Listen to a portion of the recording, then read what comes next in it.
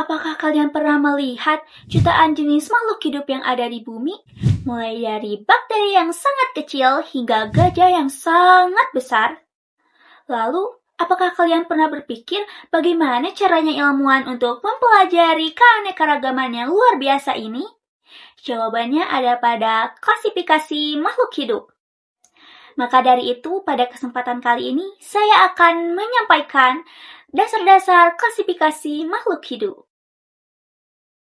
Apa itu klasifikasi makhluk hidup? Klasifikasi makhluk hidup adalah proses pengelompokan organisme berdasarkan ciri-ciri tertentu. Ilmu yang mempelajari klasifikasi makhluk hidup disebut taksonomi, yang berasal dari bahasa Yunani yaitu taksis, yang berarti susunan, dan nomos, artinya hukum. Tujuan utama klasifikasi makhluk hidup yang pertama adalah agar kita dapat mengenali dan mendeskripsikan setiap jenis makhluk hidup. Dan tujuan yang kedua adalah agar kita dapat mengetahui hubungan kekerabatan antar spesies. Pengelompokan ini tidak dilakukan secara asal-asalan, melainkan didasarkan pada 4 prinsip utama. Yang pertama adalah ciri fisik. Ini adalah ciri-ciri yang paling mudah dilihat, seperti warna, ukuran, atau habitat. Kedua adalah manfaat.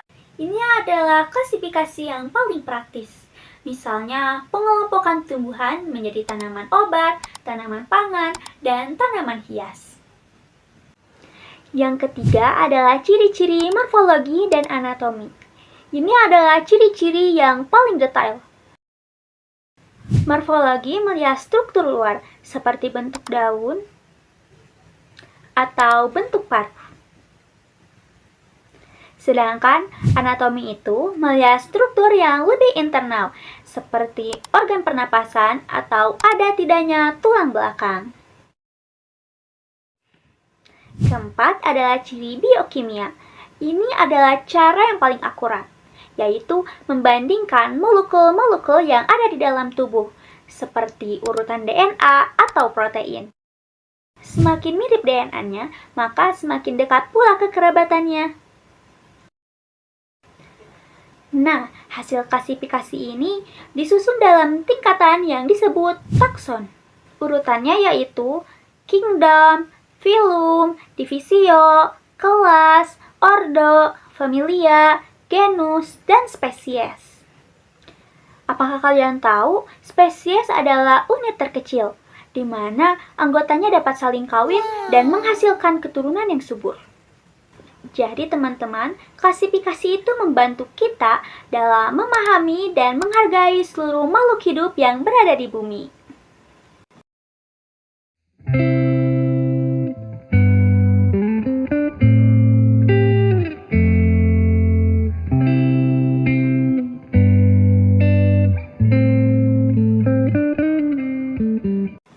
Sekarang, cobalah identifikasi kingdom dan phylum dari hewan peliharaan kamu. Dadah! Apa itu klasifikasi makhluk hidup? Klasifikasi makhluk hidup adalah proses pengelompokan organisme berdasarkan ciri-ciri tertentu. Ilmu yang mempelajari klasifikasi makhluk hidup disebut taksonomi, yang berasal dari bahasa Yunani yaitu taksis, yang berarti susunan, dan nomos, artinya hukum.